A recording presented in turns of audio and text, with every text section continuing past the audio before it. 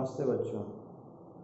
आज हम जिस विषय को उठाने जा रहे हैं उसका शीर्षक है ब्रिटिश शक्ति का विस्तार एवं सुदृढ़ीकरण। इस विषय के अंतर्गत आज हम अंग्रेज़ों की बंगाल की विजय के बारे में अपनी बात कहेंगे।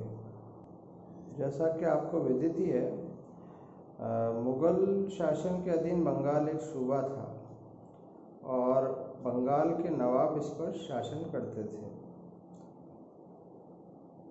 बंगाल, बिहार और उड़ीसा तक इनका क्षेत्रफल होता था। 18वीं शताब्दी में बंगाल में यूरोप को निरंतर कच्चे माल जैसे विशेषतः जो कच्चे उत्पाद थे जैसे शोरा, चावल, लील, काली मिर्ची, चीनी, रेशम, सूती कपड़े, कढ़ाई बुनाई के सामान आदि का निर्यात होता था।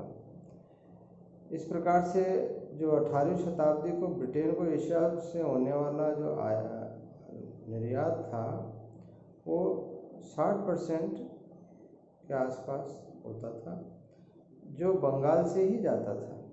ये एक विशेष बात है। तो बंगाल की व्यापारिक क्षमताओं को लेकर अंग्रेज़ों को विशेष रुचि थी। 1700 ईस्वी में मुर्शिद कुली खां जब बंगाल का दीवान नियुक्त हुआ तो उसके उपरांत के पश्चात 1727 में उसके दामाद शुजा ने 14 वर्षों तक बंगाल का शासन किया, लेकिन अतिशीघ्र ही उसका जो तख्ता था उसके अयोग्य पुत्र मुर्शिद कुली खां के हाथों में आ गया। लेकिन शीघ्र ही वह भी अपना शासन ज़्यादा नहीं चला पाया और अली वर्दी खान ने उनकी सत्ता को हटा दिया। तो इस प्रकार से 1756 तक उसने बंगाल पे शासन किया। इस दरमियान भारत में मराठा और जाटों का विद्रोह चरम पर था और उत्तर भारत में नादिर शाह और अहमद शाह अब्दाली के आक्रमण हो चुके थे। उसके कारण बहुत सी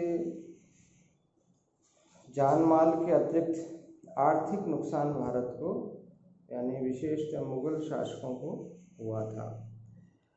इस दौरान जो विशेष बात देखने को आई वो ये कि बंगाल में विदेशी व्यापार की उल्लेखनीय प्रगति हुई और 1706 से 1756 तक बंगाल ने अपने निर्यात के द्वारा लगभग 6.5 करोड़ रुपए की चांदी अर्जित की और 2.30 करोड़ के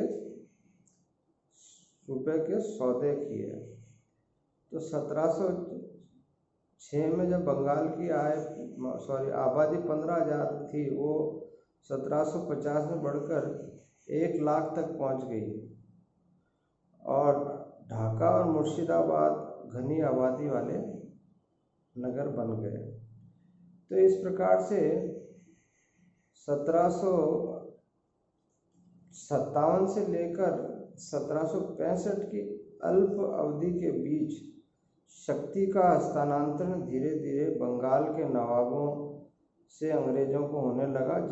जैसा कि अंग्रेज़ों ने बंगाल के नवाबों को 2 निर्णायक युद्ध में पराजित किया था और ये निर्णायक युद्ध थे 1756 का प्लासी का युद्ध और 1764 का बक्सर का युद्ध।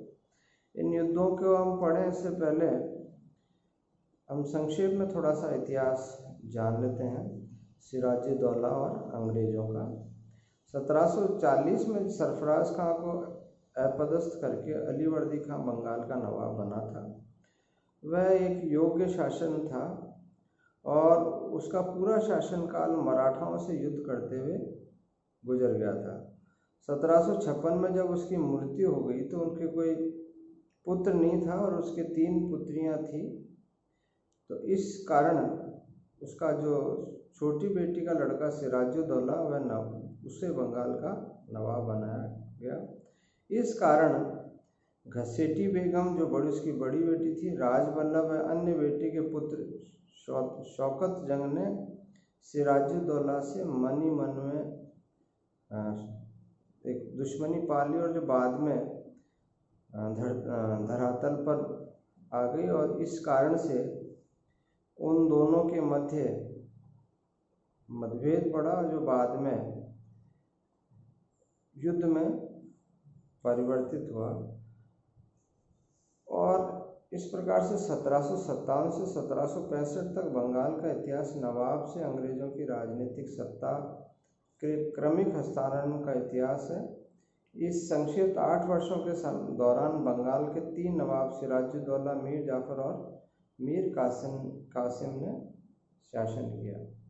जैसा कि मैंने बताया था, सिराजुद्दौला के जो दुश्मन थे वे घसेटी बेगम, उसका चचेरा भाई शौकत जंग था, और इन्होंने नवाब के दरबार में जगत सेठ, अमीर चंद, राजबल्लभ, राय दुर्लभ और मीर जाफर जैसे शक्तिशाली गुट की सहायता से उसे हटाकर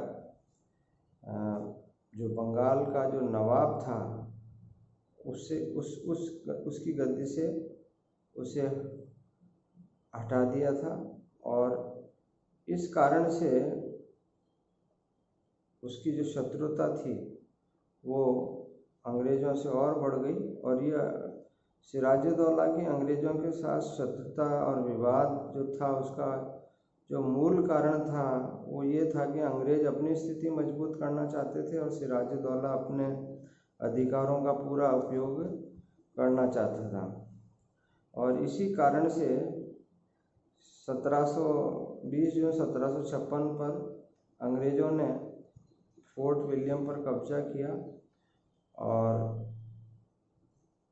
इसके बाद जो प्लासी का युद्ध हुआ उसकी तो आप सभी को जानकारी है कि इसमें अंग्रेज़ों ने बड़ी चतुराई से बंगाल के नवाबों को पराजित कर दिया था। तो ये प्लासी का जो युद्ध है ये एक तरह से देखा जाए तो एक समझौतावादी युद्ध है, जिसमें सिराजुद्दौला के नेतृत्व में बंगाल के नवाब सिराजुद्दौला के नेतृत्व में बंगाल की सेना ने युद्ध किया और ईस्ट इंडिया कंपनी का नेतृत्व रॉबर्ट क्लाइव द्वारा किया गया। और इस युद्ध में मीर जाफर और दुर्लभ राय ने विश्वासघात करते हुए सिराजुद्दौला को पराजित करवाने में बहुत बड़ा योगदान दिया। मीर जाफर को जब राज सत्ता मिली तो उसको अंग्रेज़ों का भार उतारने के कारण उसे बंगाल, बिहार और उड़ीसा में अंग्रेज़ों को मुक्त व्यापार की अनुमति प्रदान करनी पड़ी। इसके अलावा कलकत्ता के पास चौबीस परगना की ज़मींदारी उसने अंग्रेज़ों को सौंपी और इस ब्रिटिश व्यापारियों और अधिकारियों को निजी व्यापार पर भी कर में मुक्ति मिल गई। ये विशेष चीज़ें थीं जिसके कारण बाद में मीर जाफर और अंग्रेज़ों के बीच में भी मतभेद हुए। और ये मतभेद बाद में जब सामने आए तो मीर कासिम को मीर जाफर के स्थान पर बंगाल का नवाब बना दिया गया। और मीर जो कासिम था वो बड़ा बुद्धिमान व्यक्ति था और उसने अंग्रेज़ों को शक्तियों को सीमित करने का प्रयास किया, जिसमें से मूल जो बात थी वो मुक्त व्यापार, जो अंग्रेज़ों को उसने मीर जाफर ने जो अनुमति दी थी उसको सीमित करने का प्रयास किया और ये अंग्रेज़ों को नागवार गुजरा। इसी के कारण 1764 में बक्सर का युद्ध हुआ। और ये युद्ध वास्तव में एक युद्ध था जिसमें रॉबर्ट क्लाइव की कूटनीति और इसकी वीरता के कारण उसने मीर कासिम के साथ शुजाउद्दौला और मुग़ल बादशाह शाह आलम द्वितीय के संघ को पराजित करने में सफलता अर्जित की और इतिहास में बंगाल में पूर्ण रूप से अंग्रेज़ों का वास्तविक शासन स्थापित हुआ।